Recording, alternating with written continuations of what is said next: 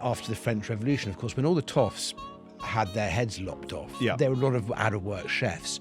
So they all came over the channel and came to work for the royal family. I think we should all be obsessed with Edward VII, frankly. Edward VII is my favourite, with an obvious exception, is my favourite role. Queen Mary decided there'd be no drinking in the household that caused most of the chefs to throw themselves off the parapet. But it was such a scene, the Caprice of the 90s, and it was open till 12, and it was Mark Hicks was cooking there. But when you get into London as 100 different nationalities, cultures coming together, that's what makes me very proud to be a Londoner too. Hello and welcome to the Luxury Dispatch, the podcast that reveals the refined and the rare. People, items and stories that make up the luxury industry. I'm Tom Chamberlin, and today it's bibs on, table manners honed, and silver cloches highly polished. Today we're discussing the rise of the London fine dining and restaurant scene. London has long been a city that eats well, but in recent years it has become something more than that.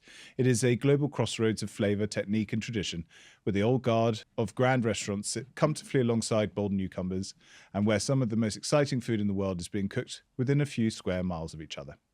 To help us make sense of it all, I'm joined by Tom Parker-Bowles, food writer, critic, and one of the most knowledgeable and entertaining observers of what London is eating and why.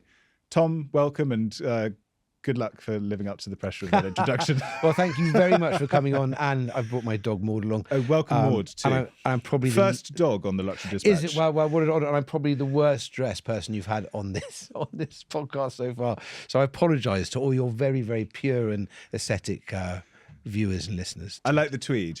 The tweed, which I bought, I was telling you, in Scotland, in a fantastic tailor. I walked in with my friend who was getting a beautiful Scottish velvet coat made. He's Scottish.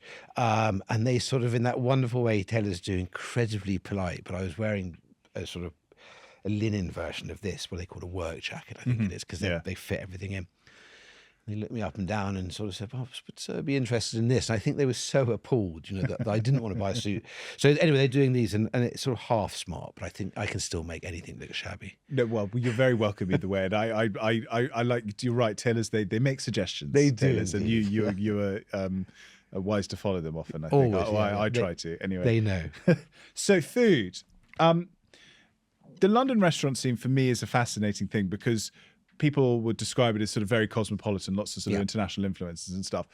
But it must have started at a time when there wasn't access to sort of international influence. And so can we go back to that and think about the sort of nascent years of restaurants and the idea of a restaurant? I mean, obviously, as we all know, the restaurant as started in Paris. The restaurant, and it started with a sort of bowl of soup or whatever it was, but if you think that London has always been an international city, it's always been a hub of trade, of spices, of things coming in from all over the world.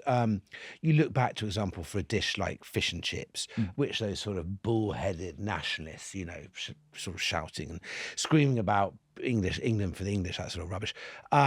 That's a Portuguese Jewish dish. It came in with the Sephardi Jewish population, and they would be selling cold fish on the streets, and chips are French. So this great so-called British dish is half French, half Sephardi Jewish, which always fills me with utter joy. Yeah, great. But really, the first street food. I mean, you're looking through, obviously back 300, 400 years ago. The rich ate very well and the poor ate gruel. There wasn't a middle class as such as we know. So the rich had their chefs and they ate in, and the poor would be on sort of gruel or with a bit of salt pork or whatever they get their hands on. But as time went on, you started getting the chop houses, the taverns, the chop houses, the places where you'd rest your horses, you know. And that would be very much a very meaty fare. There was a fantastic French one called Monsieur Misson. I think it was about maybe about 1720, 1721. And he came to England and he said, "This is wonderful, these puddings of every kind and beef and, the old roast beef of England and England's old roast beef." So, but they were they're very choppy and meaty and heavy and quite male as well. Makes me think of Mrs. Miggins's pie shop in in Blackadder, exactly. Yeah. And these taverns, it's taverns and chop houses. They were quite rowdy. You could get your ales and your meat, and you'd have a big lot of meat. But then, of course, there were the gentlemen's clubs, of which you know a lot about, which was, I suppose, a place where one could go and eat if your chef was off or whatever it was. And they, as you well know, White started, I think, as a coffee house or a chocolate house. So they were set up as sort of gambling institutions and coffee houses, so people would go there, and it was open to the public, and intrigue and gossip. But exactly. And would you get different groups? So there'd be Whigs in one place and Tories in another, exactly, and scientists in another. And the interesting you mentioned about if your chef was off, because it kind of gives the impression that ultimately, for a long time, fine dining was strictly for the home at one point. Absolutely. There was no question. I mean, moving forward a little bit after the French Revolution, of course, when all the toffs had their heads lopped off. Yeah. There were a lot of out-of-work chefs. So they all came over the channel and came to work for the royal family. And especially if you think that Francatelli came to work for Queen Victoria, he disappeared. This great confectioner, this great pâtissier, and disappeared under some, and in those days you really had to behave quite badly to be booted out. But he was booted out. It was all covered up. I couldn't find it in the archive quite why, but it was definitely dodgy. You think of the Carême, and then of course Escoffier, that old rogue. We always think, Escoffier, who created, of course, the Batterie de Cuisine, and a great, absolute star. I wouldn't use the word, but Escoffier was absolutely obsessed with celebrities. He'd always be naming sort of Peach Melba after Nellie Melba. Edward VII, obsessed with Edward VII. And Edward VII was this... I think we should all be obsessed with Edward VII, frankly. Edward VII is my favourite, with an obvious exception, is my favourite role. He was a man of gargantuan appetites. Yeah. And of course, his... Queen Victoria was a great eater as well. Everyone pretended that Queen Victoria, she ate like a dainty little bird. No, she didn't. No, she didn't. There's a wonderful book called the Greedy Queen, which is... She ate fast as well. Very, very fast. So what happened is, if you're sitting there and all these old buffers of the court, what would happen with the food in those days, when service moved from service à la Française, which was everything put into the middle and everyone shared, to service à la Russe, where you started like the way we have it now, where everything's delivered in different courses. So the Queen would sit, and she was a gobbler, as our uncle said, one of those techs. And the food we put down, she'd eat it. And of course, it was, if she's sitting with the court, there might have been 80, 100 people. So the people at the end, by the time she put her knife or fork down, it was whisked away. So you had to eat very, very fast to get anything down you. But these were very lavish affairs. Dinners were 12 to 14 courses, lunch 8 to 10, and very, very French. So going back to the idea of haute cuisine in the house, it was always in the house. And the great families, whether it was the Devonshires or the Rothschilds or they all swapped chefs and, sort of how wonderful. And so it wasn't until the age of the great hotel, of the Savoy, of the Ritz, that the chefs became these characters behind it. And of course, César Ritz and Escoffier, they were two rogues. They were always nabbing money and taking backhanders. But Escoffier, how to have 2,000 ways with soul. You look at Escoffier's culinary guide, which is fantastic. But of course, that's how the whole kitchen came about. Escoffier created the Batterie de Cuisine, with your head chef at the top, going all the way down to your plongeur at the bottom. So it started. Grand food was very much royals, aristocrats, and whoever had money. Made me think of P.G. Woodhouse with it's Anatoly, or Anatoly. The bits when it's sort of like angels crying on his tongue. And of course, that bit when I think it's not the scary. It was one of the great punishments. Could dish out is you're not allowed his food, and that sort of sense of like betrayal and absolute anguish of not being able to taste this. And Bertie, of course, was and having written his one article, kitchens at night, loved it, and having written his one article for what the gentleman wears today, I think it was. Or he writes one article he's so inordinately proud of. Bertie's one piece he wrote for Aunt Agatha's magazine, Aunt Dahlia's magazine. Anyway, but yes, Anatole is one of those great figures. Yeah. But in the great, we're now moving into Victorian, Edwardian times. And back to Edward VII, he was astonishing. He didn't drink very much, reasonably little, but the Edwardian breakfast was a thing of great beauty. It was these silver chafing dishes, 12, 15, 16 of them, sat there with little burners underneath, and there would be scallops, and there would be kidneys, and there'd be lots of devil bones. There would be, in season, there'd be cold partridge and grouse. There would be eggs of every kind you wanted. Always on the side, a tongue, a couple of capons, a barron of beef to help yourself. It's very much like that. The picnic that Ratty has and in it's Wind all- of the and it's, Willows. lemonade and that one long sentence, which I love most of all. Yeah. And ginger beer and blah, blah, blah, blah. So that was his breakfast. And what one of his sort of queries was used to say, no, but the king doesn't really eat breakfast. He's a sort of toast and coffee man, unless he's going racing or shooting. Now, he did a lot of racing and shooting. Not quite as much as his son, to be honest, George V. But George V was an absurdly prolific shooter. It did get to the point once where the Duke of Windsor, his son, was driving back, and they got something like 1,800 at one of his friends' shoots, probably in Norfolk. And he did say, George V said to the Duke of Windsor, then he was, he said, I did think we went a bit far there, darling. Took it a bit far. But again, George, so you go back to Edward. Edward would have his breakfast. Then at Elevenses, he'd always have a man with a flask of turtle soup. Now, turtle soup takes 36 hours to prepare. It involves a haunch of beef, lots of turtles. The recipe starts with, get one fat, lively turtle, flip it open. And of course, we can't eat green turtles now. They're very endangered. And probably because all the toffs we're eating, all those is. But so we'd have that, or a half a lobster to keep them going. Then there'd be lunch. And lunch you'd expect, whether in Buckingham Palace, Sandringham, Balmoral, or aboard the Victorian Albert, his steam yacht, which on heavy seas with the big, coal oven, which would go out the whole time. So your lark pie, or your whatever it is, your côtelette d'agneau, it'd be very difficult. And there was a wonderful guy called Gabriel Schumi, who was the royal chef Swiss, started under Queen Victoria as an under chef and went all the way through and ended up as royal chef to Queen Mary. I think at Lancaster House. Was it Lancaster House?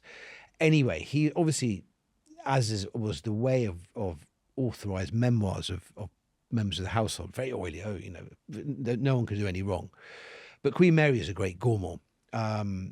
But back to Edward. Fabulous looking woman, by the way, Queen Mary. She's like a ship in full sail. She was magnificent. And actually, if you read all those wonderful Hugo Vickers books, she wasn't the kleptomaniac, because there's this old myth that she'd come, hey, look, very nice Fabergé thing. And of course, you had to pack it in the bag because the Queen had asked for it. And she wasn't like that at all. But she was a real gourmand. And of course, Edward VII's son, George V, was completely disinterested in food. He was a naval man. He would have happily lived on ships, hard tack, and salt pork. He liked curries, and his favourite thing was Bombay duck. the sort of dried fish. Yeah. So his taste They're horrible. Completely different from Edward VII, who loved rich food and loved. And it was always that mix with Victoria onwards between the oat. State banquets are still in French, the menus, and still, because it was the language of sophistication when it comes to culinary things. And of course, the great chefs were all over by this stage.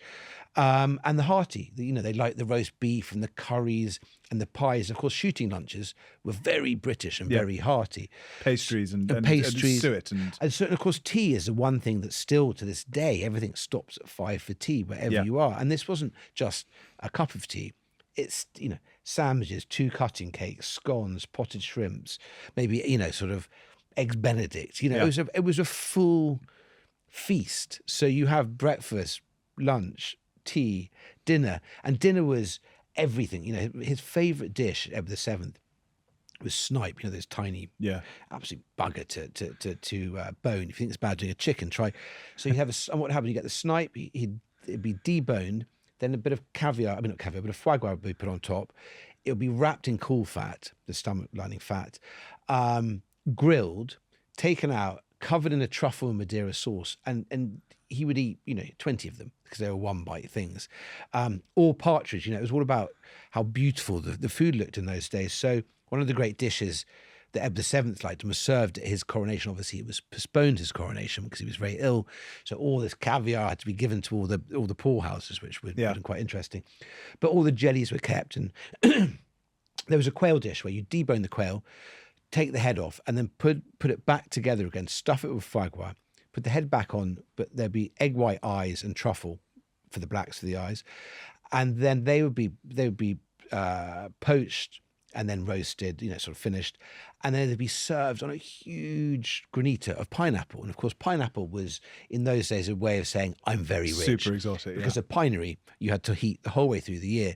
And so, the nouveau riche would get a pineapple and put it on the table until it rotted. It was this sign of real, and you see across all the estates, you still see the pineapples sort of often on paintings and stuff. The pineapple will be there as a sort of, because the family were like, you have to include that. It's a sign of wealth, isn't it? But the royals didn't have to do that so much because they were the royals. They were the very top. But the habits of the royals and the I guess the things that they liked often bled into society. So the clothes that they wanted to wear, so was that similar with food? And so did what they were wanting to eat in court then bleed to the clubs, which then kind of had some sort of trickle down effect? I think the clubs had their own sort of food, and it hasn't changed much. It's basically school food. It's nursery school and the idea was that at the time was that when the aristocracy started going into these coffee houses, initially it wasn't just toffs. It was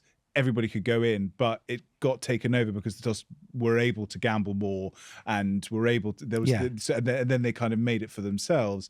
But because they did that, they wanted better art, they wanted better furniture, and they wanted better food. And so they push the proprietors to be like, you need to make more of an effort. And so it's just interesting to think about whether that when they would speak to the proprietors, they would say, look, the palace are doing this, we should probably be doing something similar. Or whether, as you say, kidney and bacon straight up, that's what we're going for. I think very much, if you think that the household, because when you think about cooking for the royal family, especially in those days, the sort of principles, they were only 6 to 12. Then, of course, you had it was a class system very much stratified in the form. You'd have the private secretaries, the equerries, the ladies in waiting. They would all be sort of upper class, and they would eat with the royals, or probably the same as the royals, with a couple of exceptions. Then you'd move down a level, and you move right down through levels. But the great advantage of working at the palaces, especially in Victorian times, is that everyone got a lot of booze and a lot of meat, which was not particularly prevalent, especially if you didn't have any money in Victorian times.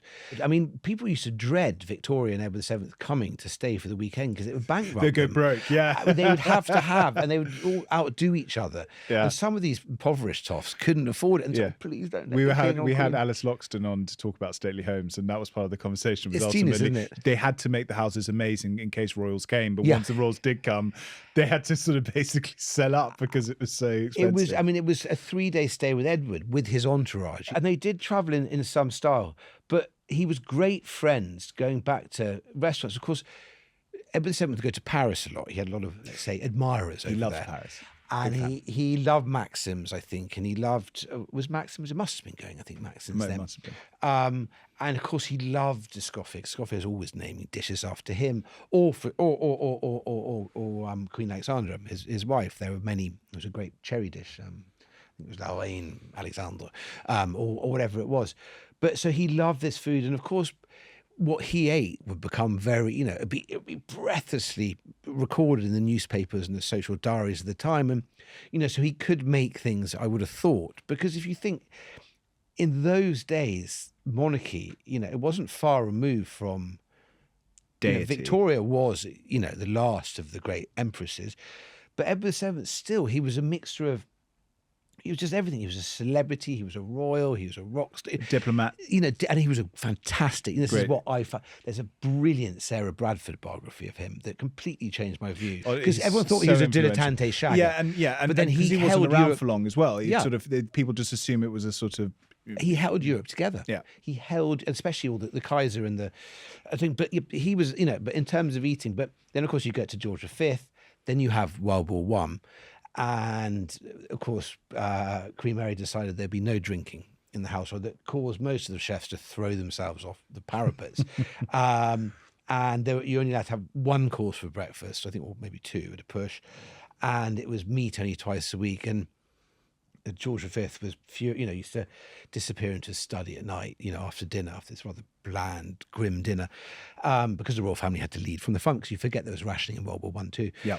And he'd lock the door, and you'd hear this sort of, according to his son, the Duke of Windsor, you'd hear this sort of opening of a cabinet and a sort of clink, and he'd have his glass of port, because he thought it was Lloyd George who made him do it, with the temperance movement. He said, well, sorry, I'm not going to do a Welsh accent, but and he did it, and he was, they were all really annoyed by it. But apart from Queen Mary, who took it very seriously. But going back to restaurants, he certainly in Paris had a freedom that he didn't have in London, yet he went to the theatre, Lily Langtry, and he had so many mistresses, and admirers and showgirls and the rest of it. When he went to the opera, he had his private dining room behind. Of course, everything would be bought, the same cutlery, the plates, the flowers, the vases, the cut glass, and it would be laid out for an opera dinner of 14 courses, and it would be sort of lobster and prawns and aspic and chicken salad, and the lavishness of, It's amazing. And the best of all were the Ascot lunches, where a fleet, and this was very early days, so the Daimlers, I think, were... did he have a Daimler? It may have been a Rolls? But this fleet would come down from Windsor with and it would be special Ascot dining stuff, And that would be plover's eggs and asparagus and, soups, cold soups and vichyssoise, and then followed by the cutlets and the fricassees and then the puddings. And it was eating unlike anything you've seen before. It was just incredible. But I think if we go back to the great London restaurants, I think that Rules and Wiltons always fight about which is the old. I think Rules has been in the same site. Yes, longer. It has been, because Wiltons moved around a lot. Wiltons moved around. But I like the Wiltons backstory. And so it's 1742. You have George Wilton, who it was a fishmonger. Yes. And then he had his oyster barrow on Haymarket, because Haymarket was basically an enormous market where people would sell, believe it or not, hay. Yeah. Because Piccadilly was, I believe the pig of Piccadilly is about pigs, and they would keep pigs, so they would need things like hay for livestock all over. And it was quite loose. I remember Flashy disappearing off into absolutely, into very, Haymarket very a few much so. times. Yes. Royal Flashes, where he does it. Yes, that's one. They were funny enough because his coffee house was getting busted by the police. Yes, exactly. Yes. I love that one. And then I wrote this down. So this is from Wiltons. In the late 18th century, Haymarket was a thriving market that sold hay and straw for local livestock. This lively market attracted traders offering a great variety of wares, including matches, buttons, songbirds, which I don't know if that means it's a sort of early type of ortolan, or whether they were live songbirds, ballads, hot eels, sheep's trotters, and mulled wine. I mean, at this point, Haymarket, the London street food scene was incredible. If you read Henry Mayhew, London, the London Poor, which is a classic sort of Victorian thing of a sort of learned type and actually it's actually got some humanity in it as well. It talks about the match girls and the button girls, and the selling, but the street food, all the pies and the eel pies and the oysters and the barrel. So oysters, because people think of oysters as quite bourgeois thing, but they were everywhere. They were cheap as chips and pickled, and they were coming in from Essex and West Mersey, and they were cheap. They were street food. But this was a time of the pickled pig's feet and the oysters and the pies and just all this wonderful. We had a very, very strong street food culture there. Like Mayfair, back a bit. That was a den of iniquity in every single way. Ham Yard was a place where the rich would give at Christmas, the poor would get their sort of spare ham. Oh, really? Yeah. So I love these things. On Boxing Day. But back to Wilson. So he was an oystermonger. Yes, sorry. So yes, he was the oystermonger, and then they decided, the sort of writing was on the wall in terms of where things were going, and decided to sort of set up shop. And then his son William took over in 1805, which of course also is the year of the Battle of Trafalgar. We love Nelson, very good. Oh, no. The big fan. And it kept moving around. They kept finding new spots on like King Street, but it was all in Mayfair. In St James's, that sort of little area. They always found homes there. And then in 1840 was when they got their alcohol license, and that is when it kind of became a bona fide restaurant. And it was bombed. I mean, the story of the Hambros, wasn't it? When was it? I can't remember quite what it was. It was bombed or something. Well, anything bombed in London is probably not hypocritical because everything got bombed. But there is something about Wiltons. I remember as a child, it was one of like Mark's Club. Like Mark's Club, I used to go to my grandfather, and it was like a different one. I think we were about 11 or 12. Yeah, and it was a first taste, that and Claridge's. I mean, we're jumping ahead now, of something very different, Yeah. But Wilton's is one of the great. People talk about, there's no British food. Well, you've got Wilton's on the one hand and Rules in a different way, and you've got St John on the other. But that's a whole different thing. But Wilton's is anyone who says, "Oh, I've never," British food. Usually Americans, "Oh, British food is rubbish." You say, "Okay, fine, come to Wilton's." Of course, you will find it's the only place in London, or in we can get cold consommé. Yeah, great. Which I love, cold, very Victorian, Edwardian tastes. I love savoury jellies. I love œuf en gelée, which you can get at Maison Francois. My father's a big fan of Scotch woodcock. Oh, they do. Which I don't. I love anchovies, you see. So the thing is, anyone who's listening doesn't know what Scotch woodcock is, it is basically scrambled eggs on toast with anchovies. Oh, it's fantastic. And we could go do a whole thing on my favourite course, the savoury. Is it? Because the Edwardians, it was Ambrose Heath wrote a whole book on savouries, and he calls it that sort of that blessed relief. I think it's blessed savoury relief before the fripperies of pudding, and it's that course in between pudding where you have your Welsh rarebit, you have your angels on horseback, cheese souffle. Yeah, I'm not sweet tooth, so you only really get them at places like St John, Wiltons, and the London clubs. Yeah. But the savoury course, and the French were appalled by this savoury coming before the cheese. There'd be an extra course. But there's a whole book, and some of these and they're basically salty, quite piquant, and they're meant to stimulate the thirst again, so you can settle back down into your port or whatever it is. Maud, come here, sit down. It's a good girl. But it's interesting because we Brits also did have a sweet tooth. Sugar was a big deal. It was huge, and it built many, many fortunes. Although you're not really, not allowed to talk about that now. But yes, and of course, it was obviously a product of slavery. It was all the sugar plantations. But of course, there was, we used sugar beet as well as what pop find in the West Indies. Yeah, Norfolk and stuff. Well, exactly. Yeah. But it's funny to think that you going back to London restaurants, we assume these restaurants were there forever, and it just wasn't like that. You either ate on the street or you ate at home, and that was it. Well, Wilton's, where it is now, wasn't open until the 1980s, but it does look like it's a time portal. It is, and also when they changed the dress code, I used to quite like it because I hate dress code. Either wear a suit, fine. The Ritz, any of the clubs, easy. I like the thing of dressing up for lunch. I love how many coups, how many affairs have been done in those booths. Yeah. Because, of course, Margaret Thatcher used to love it, Heseltine. It was where the Tories, Nicholas Stone still goes there a lot. Yeah. It was where... Well, interestingly, it was... the office above is Rishi Sunak's office. So there's always a sort of an ex-prime ministerial set of security outside of outside of Wilton's. Rishi never struck me as a great trenchman, I must say. No, but I would like to have thought that actually in their lunch break that's where they go. That's sort of a nice thinking. But it is, and it is such a treat still, Wilton's, and it's so beautiful. And I used to think it was wonderful because every time I walk in, welcome home. So I thought, gosh, it's just me. That's they said, nice thing. But they said to everyone. Yeah, but it is what I think of Wilton's and that sense of an old English dining experience. When I think of that, what I actually think of is your and the much missed establishment that your uncle and my godfather had, Green's. Greens was it was open. the most intimidating place in the world to dine when you were a teenager, because that's when he used to take me to lunch there.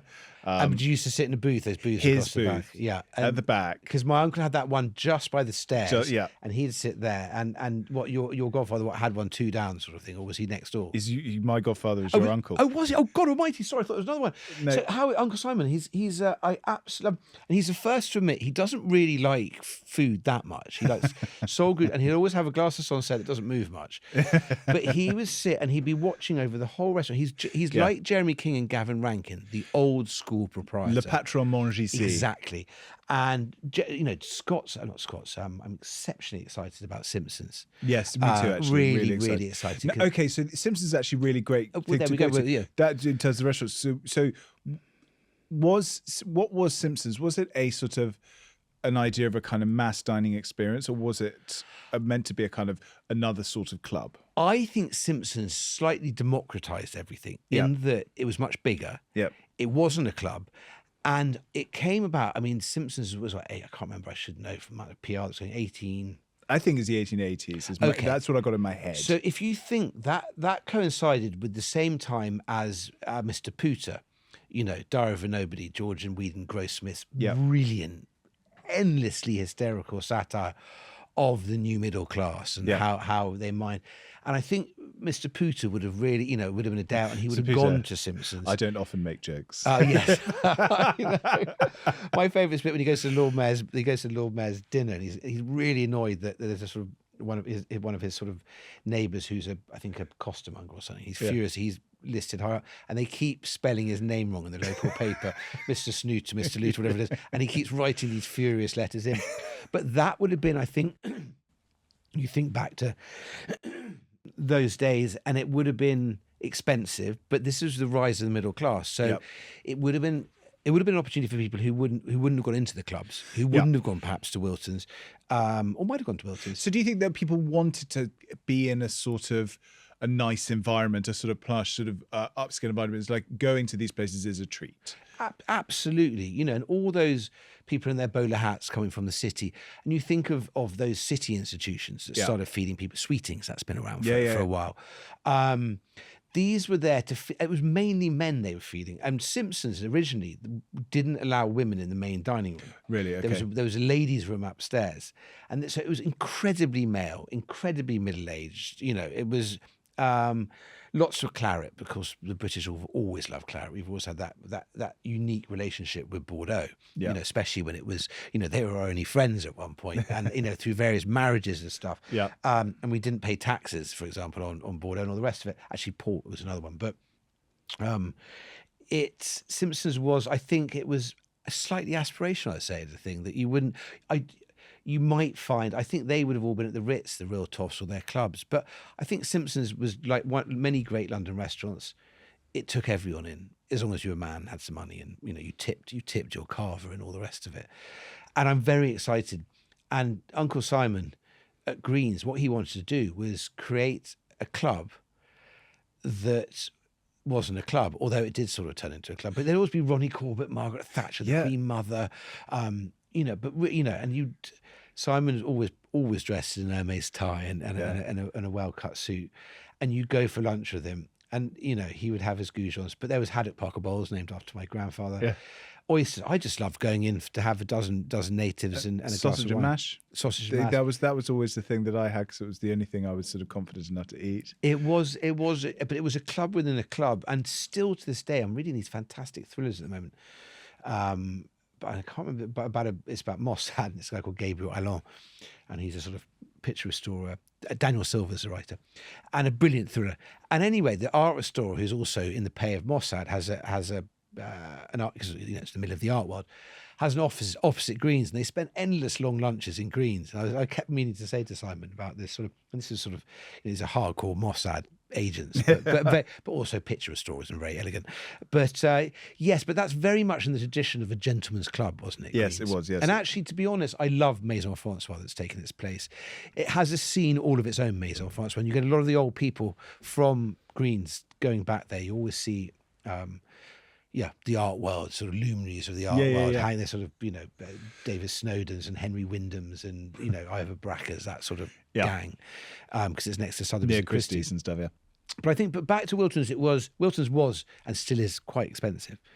You couldn't. I'd love to go there every day, but I'd be number one dead of liver failure. Gout. But they do the pudding trolley and they do the roast, and you can still get hot gammon and roast gammon. And fine. So, did hotels? We're talking about homes. You've got your odd standouts like Wiltons or Rules and things that are old restaurants, but ultimately, hotels, homes were ruling the roost.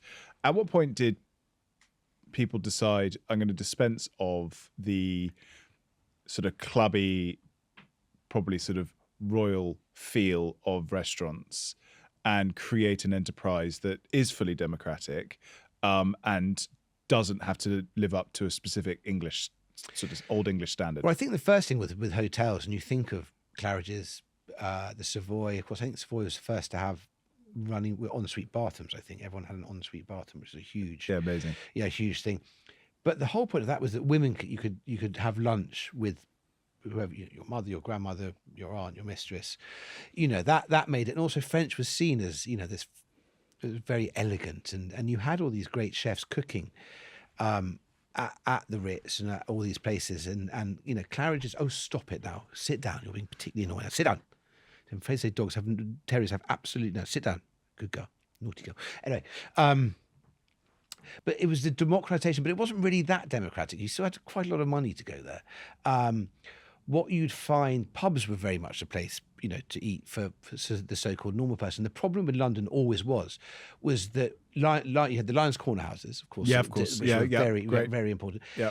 And you had a Wimpy a bit later, okay, but that was different. And you had the pubs. Then you had the other end. You had the very expensive hotels, which did French food. Soho, the beginnings of an Italian movement, I suppose, around about the 40s and 50s. You know, you had that great, the Spaghetti Tree, this fantastic book about all these different Italians who came in and did various restaurants, but it was still French rule the roost. Yeah. And But there was no such thing as like Michelin stars at this point. There was absolutely not. No. Were there critics? Were there? There was a rather wonderful critic, and I can't remember for the life of me his name. He was saying sort of Colonel Wilfred so-and-so of the 42nd Bengal Lancers. And he would go around and write these very... Skinner's horse. Yeah, exactly. And he would write very trenchant reviews of places. And of course, there was this, you know, Viraswamy. Yeah. Was because the first wave of, you know, immigration from the subcontinent actually came not just at partition, but before that, you know, there were, and of course there was always a small Indian community, as there was a small Jewish community, Turkish community in London, you know, way before you think of partition and the rest of it. And of course, some of those relics of the Raj would bring back their men servants and their manservants. So we always had a slight Indian tradition. But yes, it was French food. You either ate posh French food, clubby English food, or it was the pub and the Lions. You know. And presumably that's those interwar years. And then after probably, I guess, rationing finished in the 50s, people were like, well, there's space to create restaurants as we know them today. Yes, but still you'd have Conrad, I suppose, 50s, 60s doing bistros and chicken bricks, and the King's Road started kicking off, and you'd have... it wasn't Commolario, but it was before that. That was sort of those two Italian restaurants down in World's End that became very trendy. But there still wasn't. It was still, you know, London was known for being good at the high end and good at the low end, but nothing in the middle. Yeah. And then I think after rationing, I think people were coming from America and just be appalled, even in the hotels, and the best hotels, brown Windsor soup, and because the hotels had slightly different rules for rationing.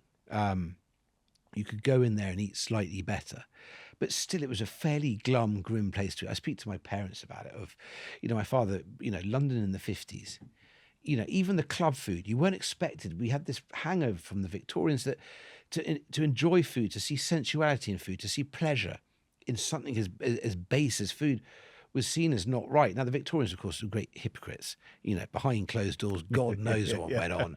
But in public, it was all about, you know, covering up the table legs of, you know, into the impropriety. Exactly. And I think there was still that hangover, certainly among the majority of the upper middle classes and upper classes, that food, you know, it was a foreign thing to enjoy food. And God forbid you were like the French. You know, they were their sauces and they would happily eat it. And the really enlightened aristocrats would have the French chefs. Yeah. But the majority of the sort of workman light would be eating there. It would be roast on a Sunday, rissoles on a Monday, shepherd's pie on a Tuesday. You know, this, and it was my great grandfather was a food writer called P. Morton Shand, and he railed, and he went to go and live in France. He wasn't the greatest father to my grandfather, but he was a fantastically outspoken writer, beautiful, and a great rhyme writer as well. And also he was a great. Betjeman was his sort of disciple. He was a massive fan of modernism, you know, the Bauhaus movement and all the rest of it. But then, of course, died hating modernism, saying it had gone too far, and it was all awful. And he started the Architectural Review. So it was this polymath of the thing. But he moaned about the roast, and it was the death of British cuisine, because it would just be recycled all week, you know, and just got the same thing every single day. So there was still very much, and rationing, we were on our knees after the war. It's For like, sure. rationing finished in 55. But one of the things that weren't on rationing was game. Game, of course. So if you had estates, that was fine. Yeah. And if you lived in the country and you had a gun, you had your rabbits. So in the country, you did a lot better. Fish and chips were never on rationing. Right. And they got us through, I think, a lot of the time. But it was a pretty dreary place to eat. And if you think of Raymond Posket, who started off with the bad food guide, because he was so appalled at the country house hotels and the regional restaurants with the same brown Windsor soup, and then you get a bit. Tell me about him. He was a sort of a pioneer, Raymond Posket. He was the man who started the Good Food Guide, Right.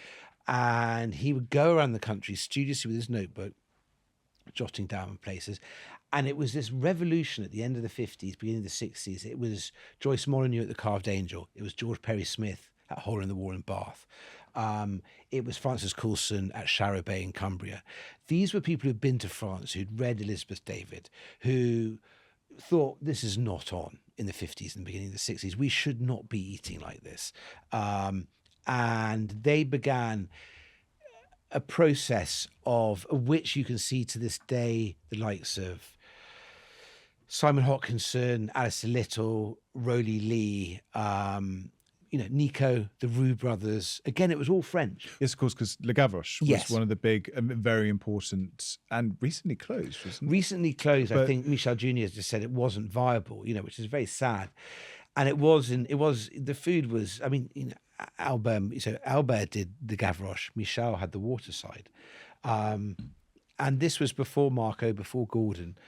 These were, and of course they'd started, Albert started, or was it Michel, as Sir Peter Caslit's chef, so once again, it was still very much the vestiges of all the great chefs still worked for the rich and the aristocracy. And he put the money up, or some of the money up, to start the Gavroche. But interesting with the Le Gavroche is that despite the fact that it was, the French arriving, making a big impact on the British restaurant food scene, etc., it was still, and certainly where it was on Upper Brook Street, if you walk past it, you wouldn't notice. Yeah. And in a way that, for example, if you open a restaurant today, you want it to make a bit of noise. This was almost, again, in that club way. The chefs, even Albert, the chefs were behind closed doors in this noisy, clanking, steaming, hell-like atmosphere. And of course, front of house were the ones you'd open. Once those two sort of doors had opened, then it was all silent and perfect. And Silvano, the greatest maitre d', I think, of all time, apart from Jesus as the next generation. Jesus Adorno, or Jesus, we still call him.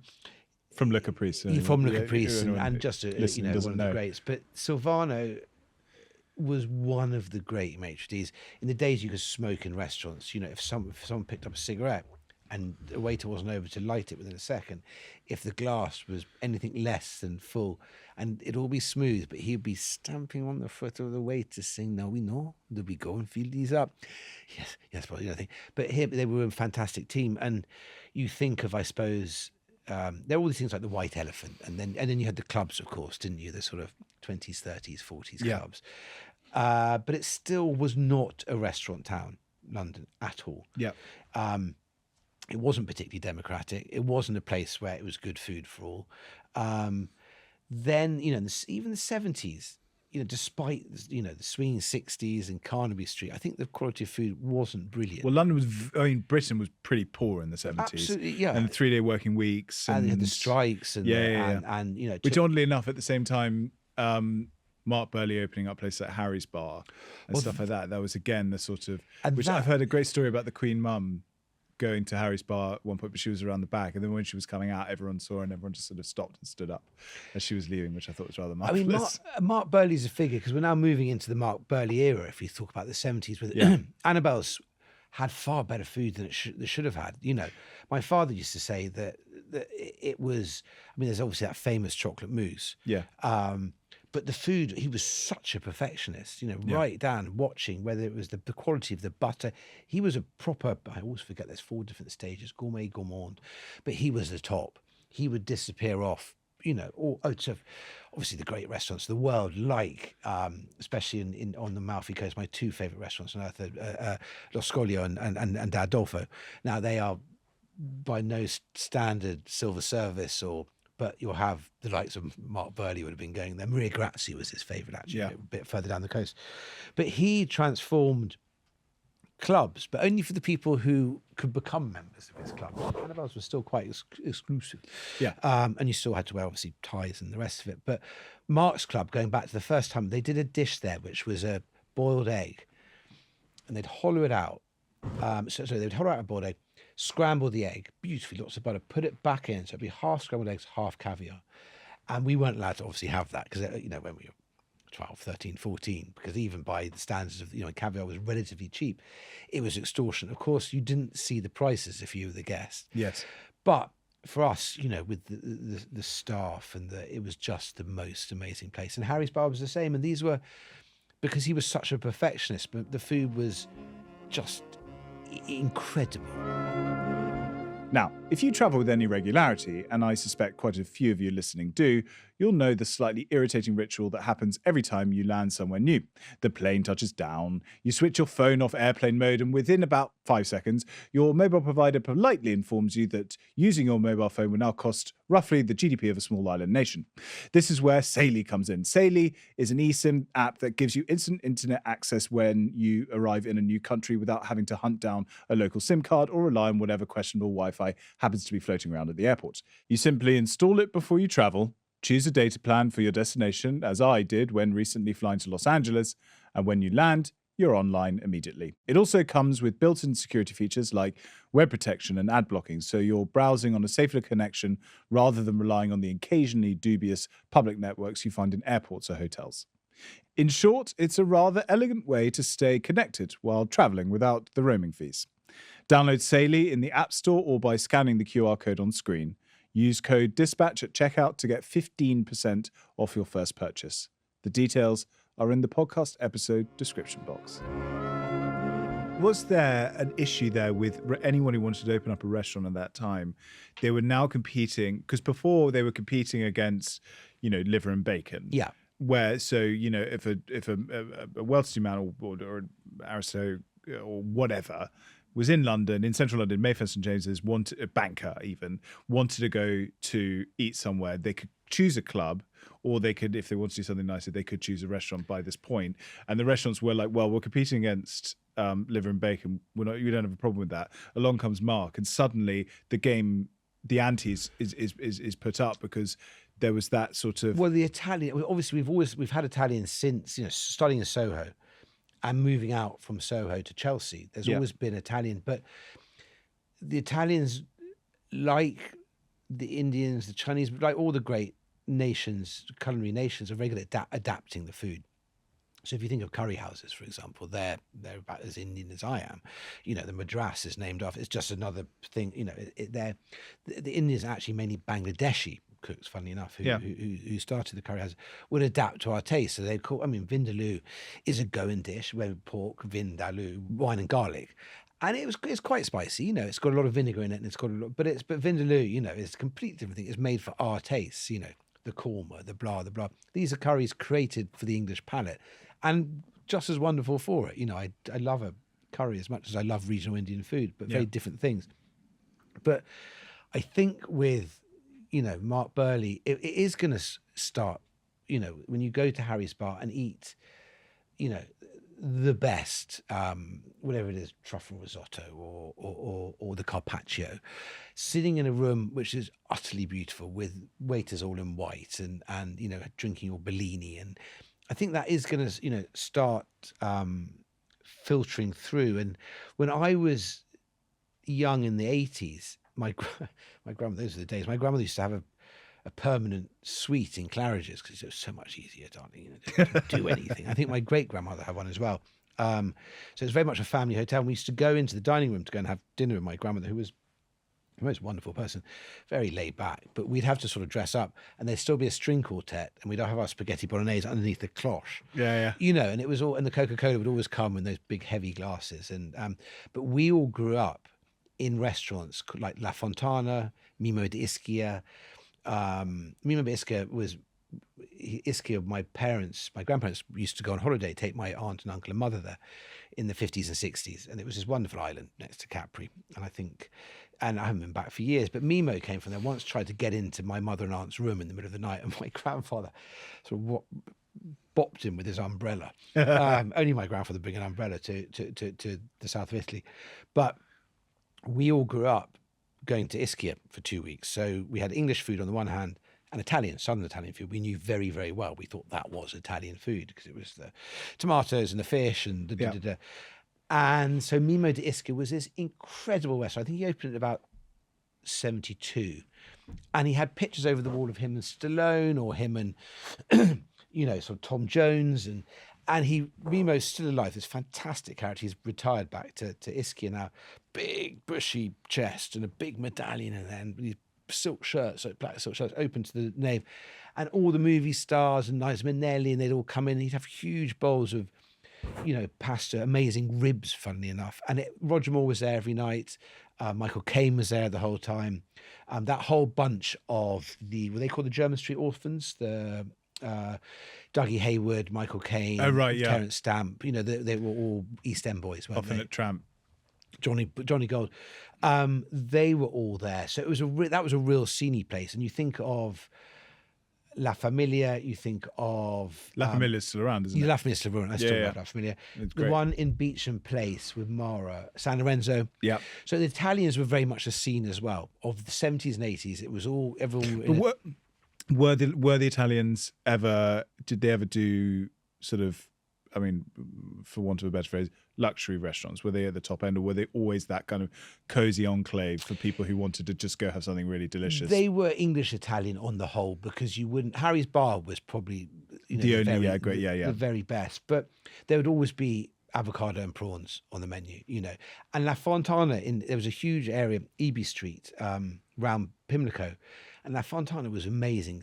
It was all sort of red velvet in there, and the food was fairly average most of the year until truffle season came in, and then he would make the most amazing, sort of truffle pasta, sort of truffle everything on Carpaccio, and had a very pretty daughter. But it was a real place you'd go and have spaghetti bolognese. Of course, spaghetti bolognese is the most English dish anyway. The Northern Italians are always appalled by spaghetti with a ragu sauce. It doesn't stick on the sauce. It must be tagliatelle. It should never be penne. It should never be spaghetti. But you could get spaghetti bolognese and you could get fish in white sauce. So no, they were very much English, Frenchy, Italian places. There would be a couple of regional specialities to remind the owner of where he came from. Of course, they probably wouldn't eat that at all, being Italian. Yeah. But so we grew up in Italian restaurants. I think French restaurants were around a lot as well. But I always was jealous of my friends who... I didn't eat Indian food till I was 13, and Chinese until I was 13, because growing up in Wiltshire, we didn't really have... You didn't go out to restaurants in those days in the country. And if you went to London, you went to either Greens or to an Italian restaurant. Yeah. So, a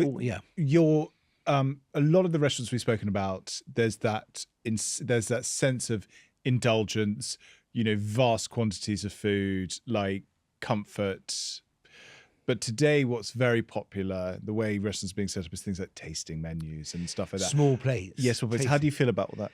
Well... And also, how do you feel about it? But also, why is that a thing? Well, it all started when 7 great chefs in about 72, 73, the Trois brothers, Ferdinand Point, started something along with Galt Milieu. They did Le Cuisine Nouvelle, which everyone looks back and says, oh, it's all about putting a bit of kiwi on a square plate. No, that was the bastardized version by the time it got over to here. What it really was a revolutionary way of cooking. Let's take the butter out of the sauces. Let's make everything fresh, seasonal, light. Let the flavours of the ingredients speak for themselves rather than being battered, well, not literally battered, rather than being, butter in those very heavy base Escoffier sauces, whatever it might be. And there was always reductions and stocks. And this was about purifying it, letting the flavours speak for themselves, and hugely important for European gastronomy.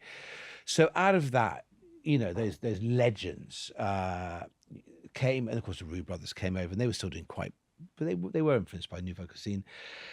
And then, of course, what happens, all those chefs who work for the likes of Pierre Kaufmann or the Roux brothers or Nico, they started, and now we're in the 80s, a thrusting 80s. There's lots of money. People are, there's a lot more imagine optimism. the montage. Yeah. With an 80s song, everyone on big bricks with red braces on, snorting coke, drinking, and being in the city. That's what it was. Champagne all round and having a nice time. And that's when those restaurants, Harvey's, Marco Pierre White, he's one of the great chefs of all time, despite having never been to France. He read the great chefs of France. He read Roger Verger. He read, Ferdinand Poin, the Trois Gras, and he created these dishes that, and under him you had, Gordon and Stephen Terry and, all these people who worked. Did it help that chefs were now becoming sort of sex symbols? I mean, you think about Anthony Bourdain as well. Well, this way before, but it was Marco and Bob Carlos Clark. But Marco Pierre was shot by like Bob Carlos Clark in like as a movie star, and he was this beautiful sort of completely sort of cadaverous, chain-smoking, baron-esque figure.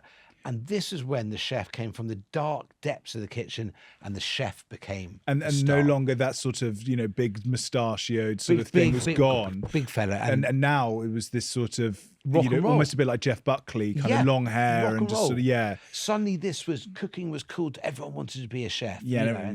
And it all exploded. And Marco was kicking people out of the restaurant for asking for ketchup, and Gordon came out of that, and that whole diaspora that came out of Harvey's and Nico and the Roux brothers, and that changed the way London and Britain ate at the top end forever. But equally importantly, so this was still tasting menus, and I'll go into the tyranny of the tasting menu in a second. But this was this was the top thing. Suddenly London's alive, London's getting great, the food, all these amazing restaurants, Michelin, suddenly, even though I think the Waterside had 3 and Gavroche had 3. But 87, an amazing thing happened where if there was still the high end and the pubs and the taverns and the rest of it. 5 restaurants, Kensington Place opened, the River Cafe opened. Yeah. I think that Simon Hopkinson was still at Hilaire, but I think he might have gone to Bibendum just around that point. And Alice Little opened in Soho. And these were all university-educated people. Stop it. They weren't, traditionally, it was very much a working class. Chefs was a working class thing, It was, these were all university-educated, middle-class chefs who thought, why can't, they looked at the brasseries of France and stuff like that. So why can't food be at a decent price, be non-scary, be in a room buzzing, not sort of very grand? Kensington Place was iconic, Rowley Lee. It was feels like Jeremy King's sort of era as well. Like Jeremy was a little. It's similar philosophy. Sorry, exactly the same philosophy. And Jeremy, of course, at the same time, he with Chris. Actually, no, because that was about 85. Actually, earlier. So actually, not forgetting Jeremy is crazy. Because Langham's and stuff was was a brasserie. Was all about. We've forgotten about Langham's at all. Peter Langham, the mad, great drunk. Of which all the movie stars, of course, Michael Caine was a partner in that. So that was actually, I forgot that in talking about the cool restaurants, because that was a brasserie. That wasn't posh food. That was, and it had every movie star in the world. Because presumably word was now, this is a time of broader press reach. And so word was getting out to America, to other nations, that ultimately London was a great place to go. Well, it was. And if you think of when the great Richard Young was a paparazzi and all those photographs he was taking, now, of course, he's the grand old man, not that old, but the grand man of photography. But he was a proper rough and tumble pap. I mean, he was telling me about the times that he was at Freddie Mercury's parties in Ken Roof Gardens. Golly gosh. And he's seen everything, which, and you think of Dave Bennett as well, and all that lot. But that was, of course, that was, Langham's was very important. River Cafe was hugely important. And it started obviously as Richard Rogers, Richard Rogers' wife, got Rose Gray, who'd cooked before, and she came in, and Ruthie learned, became an incredible cook herself. But this started off as a small canteen for, the Richard Rogers Associates architects in Hammersmith, a place where there was nothing, for the beau monde in Hammersmith. Alice Little and Soho. But what the point of all of them were doing was, unlike Langham's, which, yes, there was decent food and it was brasserie, yes, this was taking food very seriously. So it was, if you're going to do Italian, we're going to get the best ingredients of the world. Rowley Lee obviously had trained at Le Pulpo and the Gavroche for a bit under the Roux, so he was French trained. Alice Little was bringing keep it simple, doing the best, what the great Italian food is, but also influences from all over the world and doing that. And Simon Hopkinson is just one of the great French chefs of all time. Yeah. You know, just incredible. But Bendham, but it was relaxed. You could go, you didn't have to wear a suit. You could go in and eat classic French dishes, or bourgeois French dishes. Terence Conran, again, another great figure, of course, we've talked about a little bit. But suddenly, 87, London was, you know, you think of 192 coming into the 90s, and you think of Conran doing Mezzo and Quaglinos, and the food was never very good at those places, but the spectacle was fantastic. Then, of course, we came into the era of Heston, the Fat Duck, which started off as a brasserie, a la carte, then moved to Heston being the genius he was. Ferran Adria at El Bulli, which again was in a finca, but yet you had 55 courses, and they all hate the term now, molecular gastronomy, which it was basically, you know, postmodern food. You know, what is food? Why do what is the plate edible? Is the menu edible? And some of it at the time was really interesting. Heston was and is a genius. Yeah. And he understood the sense of fun, of nostalgia. And I still don't mind now. Jockey Petrie, his old head chef, is back at the Duck now, doing great things, and Heston's back there. But we used to call it, my ex-wife and I, the tyranny of the tasting menu. You'd go in, it'd be like as cold as a mausoleum, and you'd sit down, and it was like going to a country house hotel in the 80s and 90s, you know, and the sommelier would appear with a Bible that thick of wine, sort of look down his nose somewhat at you, and if you didn't order the La Tâche or the Cheval Blanc, you know, it was always, you know, the second cheapest bottle, which they knew full well, and they'd put some absolute crap on it. Great, yeah. And then it'd be, here's something from the chef, and you know, by about course 24, you'd hit the wall. All pleasure is gone from eating. They explain, and still do explain, every course, so you can't have a conversation. And my ex-wife called them clink clink restaurants, because all you'd hear was a sort of clink clink of, you know, metal on porcelain and a bit of glass, and everyone really scared. And it was a bit like that. Royal Hospital Road was a bit different. I always thought the food at Royal Hospital, people forget that Gordon Ramsay was and is a very, very good chef. I agree. And a very good trainer of chefs. You think of Angela Hartnett, one of the great chefs. Weirdly enough, her restaurant up at the Royal Opera House. I've heard it's brilliant. It's really good. I love Angela. She's not just a lovely person, and she was. I'm not a pioneer or anything, but she was. You wouldn't have, you know, sort of the women that have come past out of Gordon's kitchens. Claire Smith, another fantastic chef. Yeah. Again, everything in the 2000s suddenly was fine dining, but there'd be no tablecloths. You could wear what you wanted, you know. Again, you think of the Ledbury, which is Bretty Graham, who trained under another great person, Phil Howard at the Square. That was another legendary. Phil Howard was amazing. Amazing chef. Still is an amazing great chef. Looking guy as well. Sort of extraordinarily charismatic. Everyone loved working for him. Gentle. Kind. Highly intelligent. Yeah. And you think... Brett Graham came out of the Square, a great friend of mine called Scotty Pickett in Australia, who has a lot of restaurants over there. That was a very good training ground for... Now, were the restaurants at this point catering for the fact that actually the new money in London was coming from places like the UAE or you know, Russia, or, you know, London was now... It was no longer an English palate. Like we were talking about with the curries before, we're not talking about English palates anymore for London restaurants. But that was... If you're talking about people coming in from the UAE and Russia, a whole new brand of restaurants, a whole new group of restaurants started. Novikov. Yeah. Places that perhaps... Sexy fish. Now, we haven't even got on to the era of Richard Caring yet. And whatever you say about Richard Caring, he's a genius, you know. And I realised, look, I love the Caprice with all my... That was our restaurant we grew up in. Jeremy and Chris, when he's working together, are the kings. Yes. Know, quite literally. Yeah. I love Sheiky's. I love, I mean, the Ivy at its peak. And again, we're talking when I was working in Soho in the mid-90s, it was, you know, Caprice, as you know, was more art world, magazine world, royalty, photography, that sort of thing. Ivy was theatre, showbiz, bit of film. And you'd walk down on the left-hand side and you'd see Lloyd Webber on his table. You'd see Ed Victor. And Ed Victor had tables everywhere, the great literary agent. He had tables, the whole place. And it was hierarchy. You never want... It was all right being on the big table down below, the corner one. But if you were right at the back, that was social Siberia. You know, you wanted those tables. It's that story from the Ivy when A. Gill was writing about the fact that he said everyone has a Charles Finch story, and I say this because I used to work for Charles Finch. I was offered a job by Charles Finch, left my job back and think this is for you, Charles. And then I got there, and he said I didn't have a job. I was like, thanks a bunch. Well, this is even better, I think, because A. Gill, Charles goes, "Hi, I'm Charles Finch. I'm a big fan." And he goes, "Charles, we've met many times before." And he goes, "Oh, yes, of course we have. Sorry, I'm just thinking that maybe I'm an agent and I should be your agent." And he goes, "Charles, you are my agent."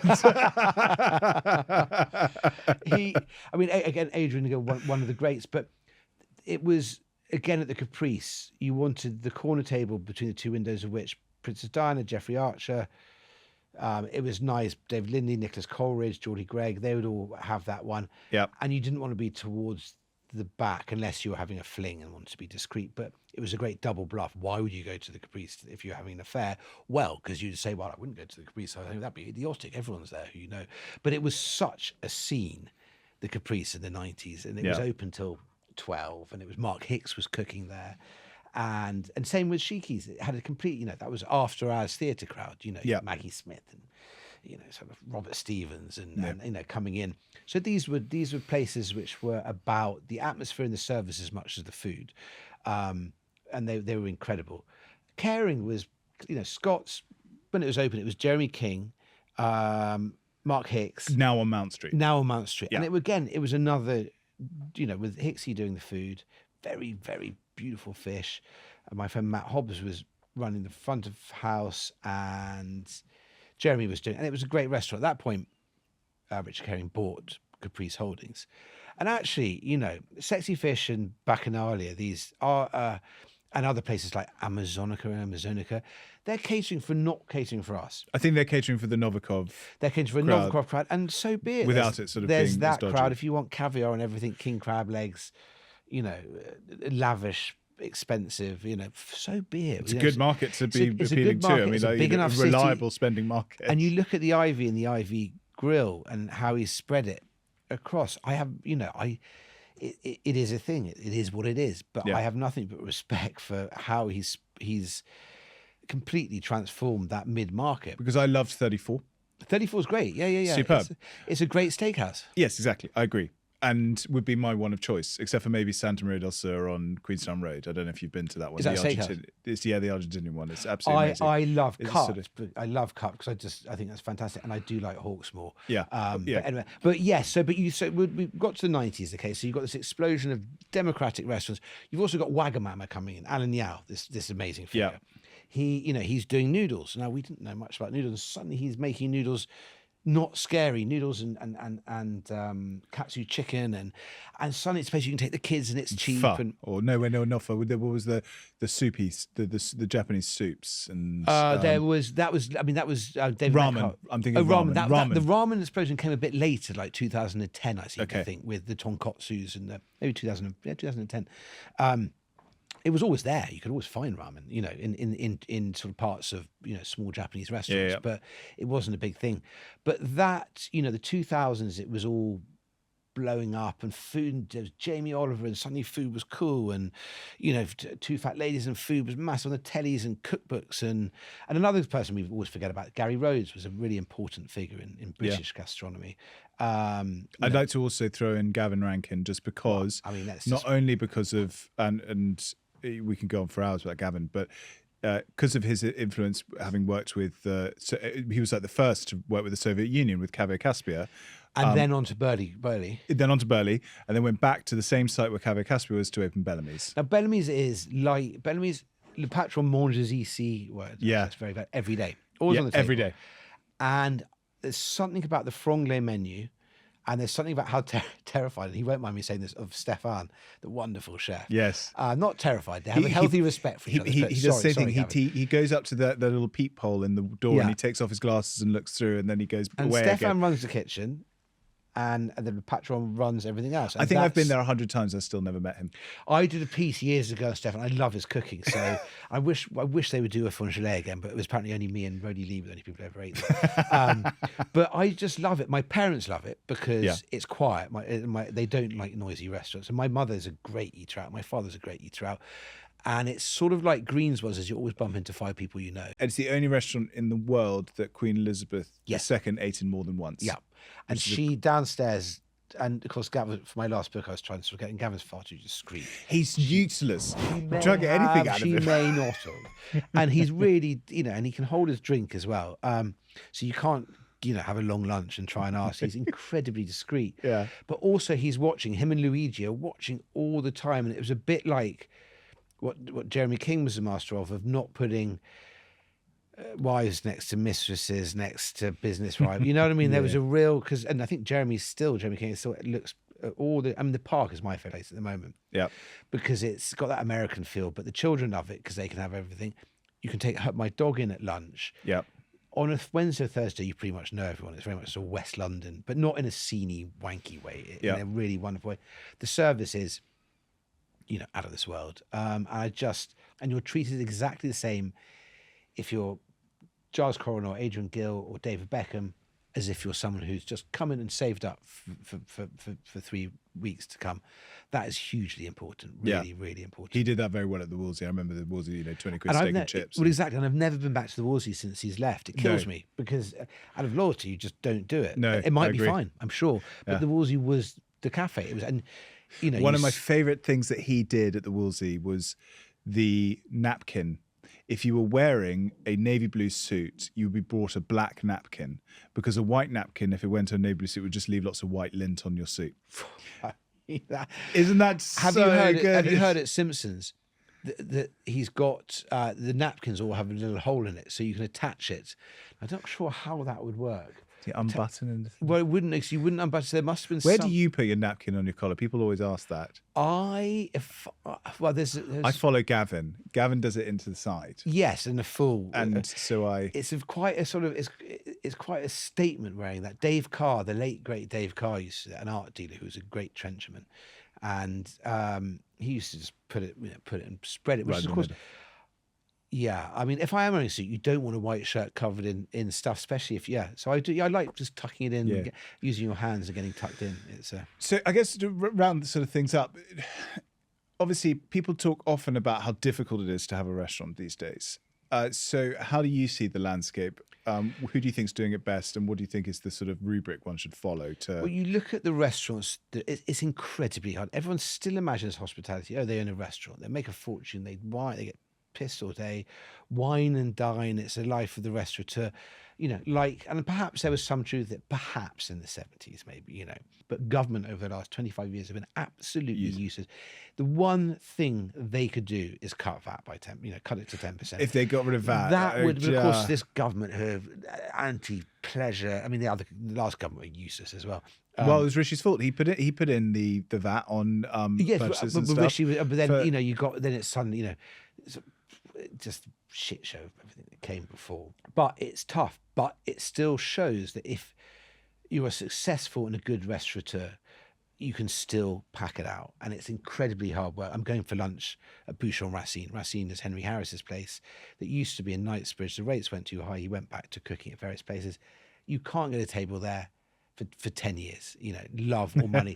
The other great restaurateur who's come in the last 5 years is Martin, and he'll kill me for not getting Martin because I always pronounce his name wrong. Actually, even on Instagram, he's called Martin, can't pronounce his name. He used to run Soho House. London still is. Yeah. In the top 5 cities in the world who have the most Michelin stars. So you have 3 of them are in Japan. You've got Tokyo, Osaka, and Kyoto. Yeah. And then you've got Paris and London.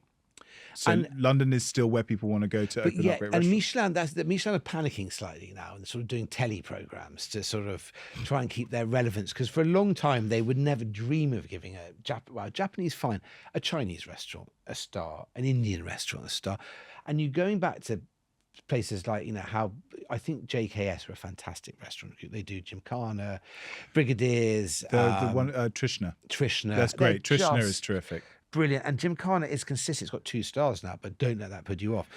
It is still one of the best restaurants, and it's rammed. You cannot get there for months. And is there a months. new one, the Ambassadors? Ambassadors Club has Is that part of the same group? Or Yeah, totally part of the same. great, They used to have Bao that they've sold off.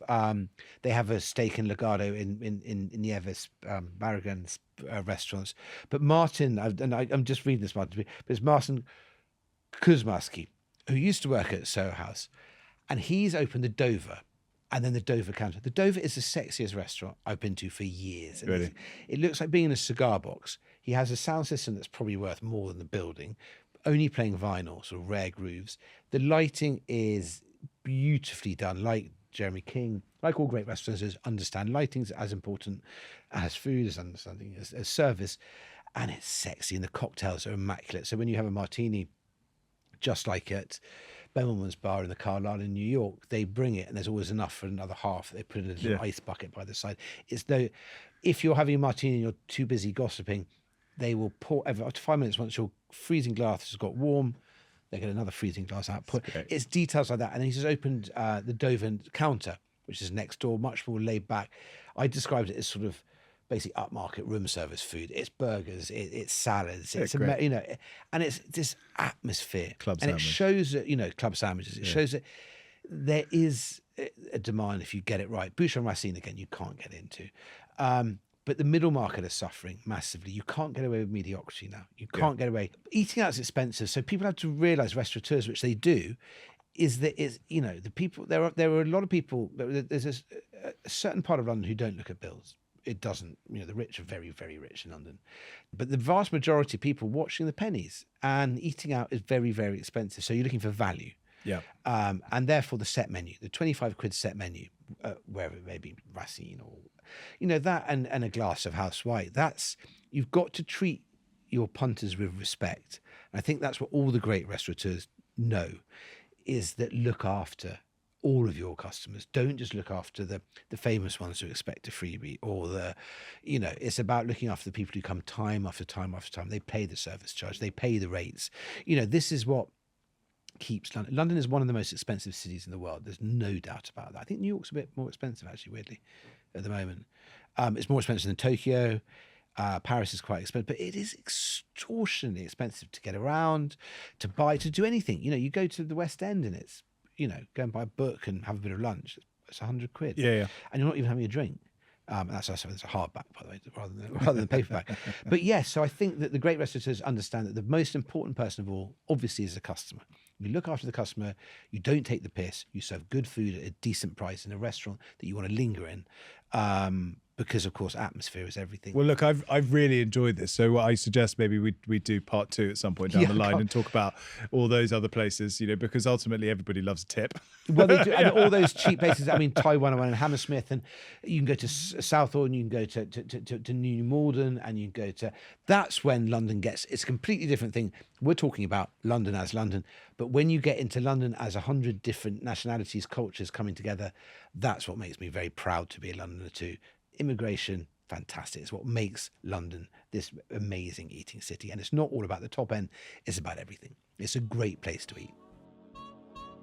I remain Tom Chamberlin, and this has been The Luxury Dispatch, the podcast that explores the people, places, and passions that shape the world of luxury.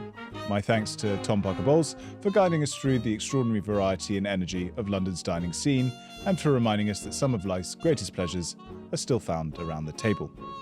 If you've enjoyed today's episode, please do like, subscribe, and leave a comment. We read every one.